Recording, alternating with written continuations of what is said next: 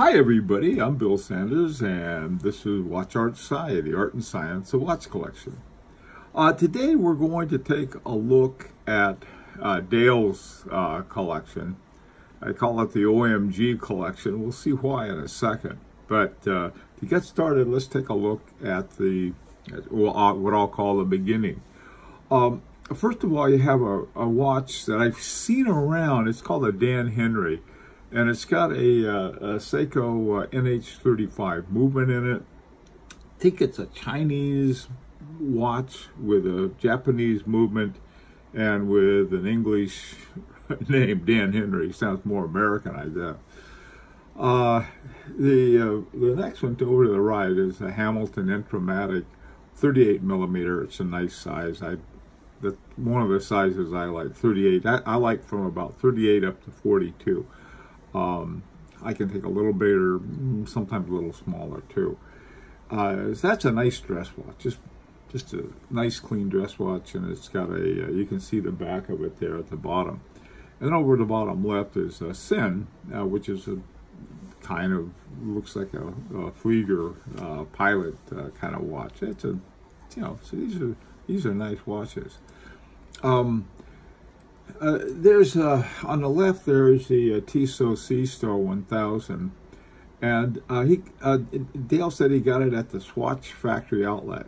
Boy, I tell you, that would be fun to find a Swatch Factory Outlet. I mean, beside the Swatch watches, they have Breguets and Blancpains and God knows what else that is owned by Swatch. So anyway, I'll be looking for that. Over to the right is a Tag Heuer Monaco, classic watch. I really like this watch a lot. Of all of the Tag Heuers, that's the one I like. Be like Steve McQueen. It's got a caliber 17, which is an ETA 2894. Same with the Tissot. They both have 2894s on them as a base movement. Next, there's Speedmaster Professional 50th Anniversary Omega 1861.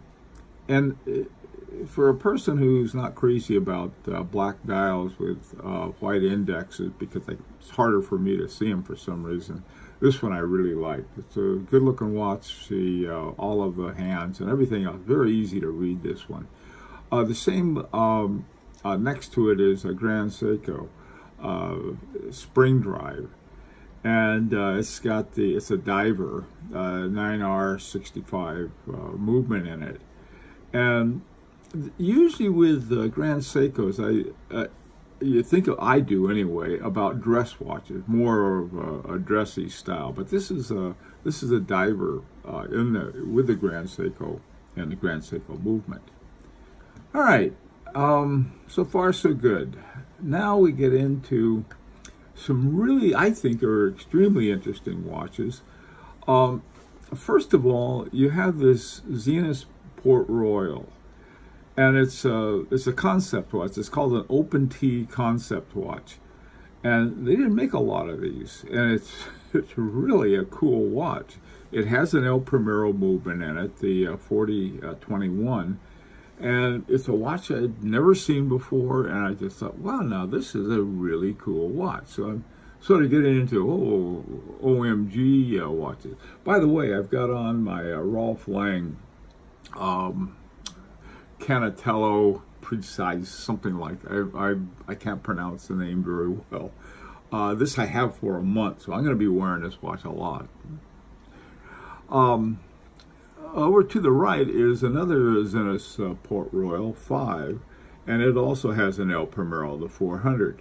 Now these two watches are, if you look at them, they're totally different looking watches, but they both have an El Primero movement, and they could be worn in very different occasions. The Port Royal 5 is a special one to Dale because that was an engagement gift from his wife.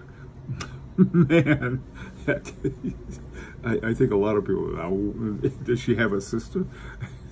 Okay, going right along here.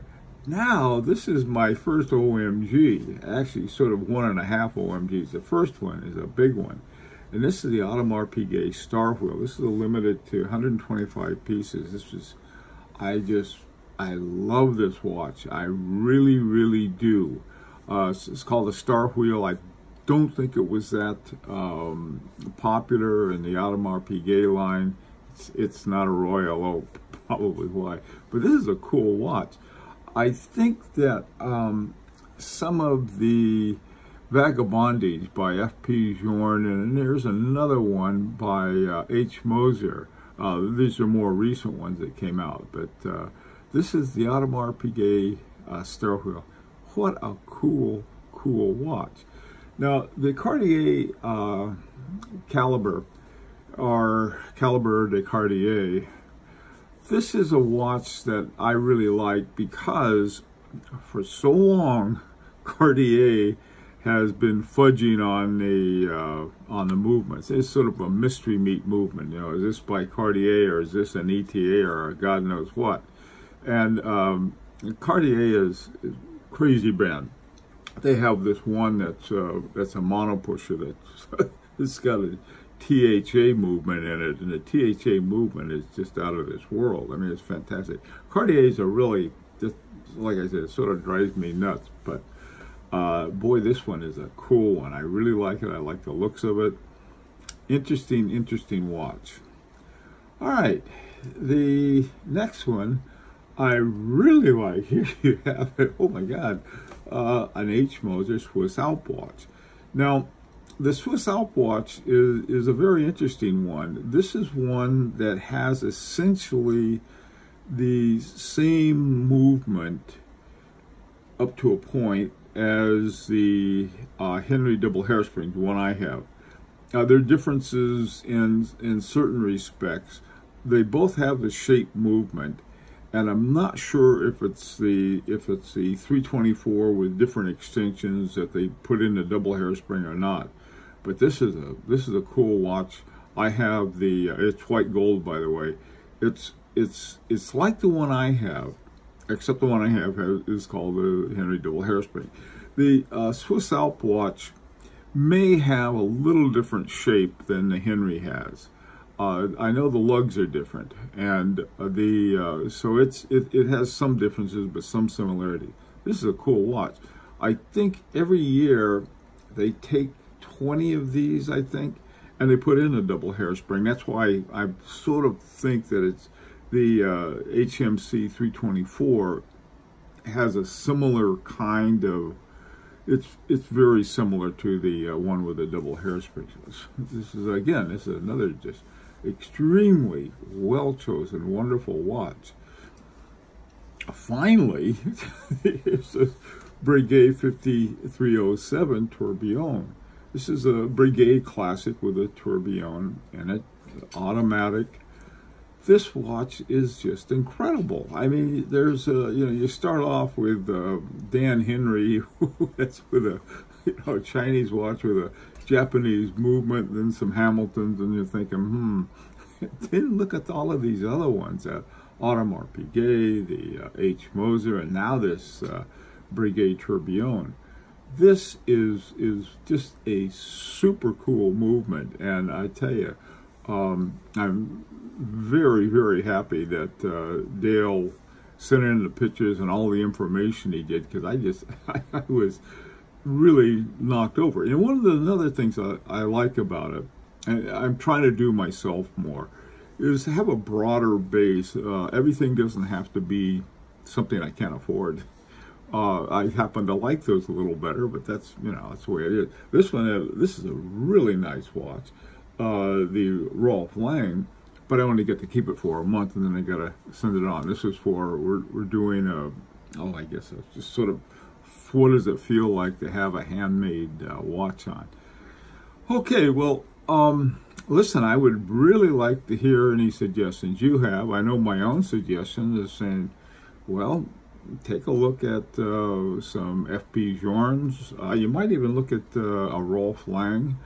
These are handmade. The other one is a Lang & Hein. They also make some very, very special ones. And Voet & Lanen, of course. And who else? all of those watches. Now, Voutilanes are usually so high up there, they're out of reach. And the Rolf Langs, extremely well built watches by a brilliant watchmaker. Same thing with FP Journe. They're not killer expensive, but you don't find too many bargains on them either. The ones you have now are just a knockout. I really like them, and I like the range that you have. So anyway, like I said, like to hear what any suggestions that you might have, and also this is an opportunity, an invitation, as a matter of fact, to subscribe if you'd like. So let's hear your suggestions for Dale, and also until next week, this is Bill Sanders for Watch Art Sci, the Art and Science of Watch Collection.